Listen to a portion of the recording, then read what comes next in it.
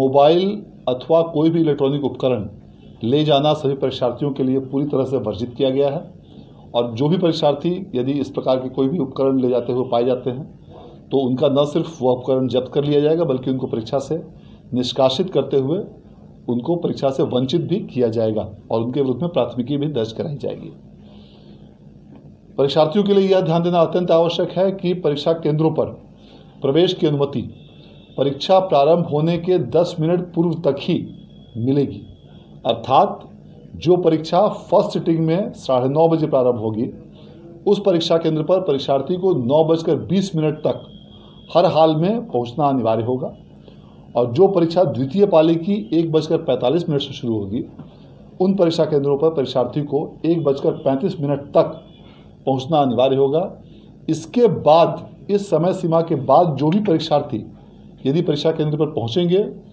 तो उन्हें परीक्षा में बैठने की अनुमति नहीं दी जाएगी। यह ध्यान देना इसलिए आवश्यक है क्योंकि ऐसा देखा गया है कि कुछ विद्यार्थी जो इसका अनुपालन नहीं कर पाते हैं, जो इस समय सीमा के बाद पहुंचते हैं, उनकी परीक्षा छूट जाती है और फिर उनका पूरा वर्ष या तो व्यर्थ हो जाता है या उनको वैकल्पिक माध्यमों से अन्य परीक्षा में कंपार्टमेंटल या विशेष परीक्षा या अन्य जो भी वैकल्पिक उनके लिए माध्यम उपलब्ध हों उसमें बैठने की बाध्यता होती है। इसलिए यह अत्यंत आवश्यक है कि सभी परीक्षार्थियों से मैं अपील भी करना चाहूँगा कि आप निर्धारित समय से काफ़ी पूर्व परीक्षा केंद्रों पर पहुँचें। और यह जो समय सीमा 10 मिनट की दी गई है यह अधिकतम सीमा है, इससे भी आप काफ़ी पहले पहुँचें ताकि आपको परीक्षा केंद्रों पर प्रवेश में किसी भी प्रकार की दिक्कत ना हो और ट्रैफिक जाम या इत्यादि अन्य किसी भी प्रकार की यदि जिले में कोई समस्या होती है उसके कारण आपको परीक्षा में किसी प्रकार की कठिनाई नहीं हो। इस परीक्षा केंद्रों पर पूरी तरह कड़ाई के साथ कदाचार रहित और स्वच्छ परीक्षा कराने के लिए बिहार विद्यालय परीक्षा समिति द्वारा सभी जिलों के डीएम्स को और एसपीज को आवश्यक दिशा निर्देश निर्गत किए गए हैं। और इसके आलोक में सभी जिलों में पर्याप्त संख्या में दंडाधिकारी, पुलिस पदाधिकारी और पुलिस बलों की प्रतिनियुक्ति इन सभी परीक्षा केंद्रों पर की गई है। इसके साथ ही सभी जिलों में जोनल दंडाधिकारी, सुपर जोनल दंडाधिकारी और फ्लाइंग स्क्वाड्स की भी प्रतिनियुक्ति की गई है। परीक्षार्थियों का 2 बार फ्रिस्किंग करने का निर्देश दिया गया है, एक बार गेट पर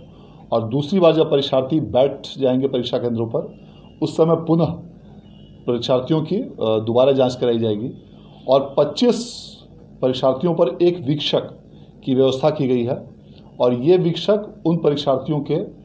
सफल और कदाचार रहित परीक्षा संचालन के लिए पूरी तरह से जिम्मेवार होंगे और इस आशय का उन्हें घोषणा पत्र भी दिया जाना है।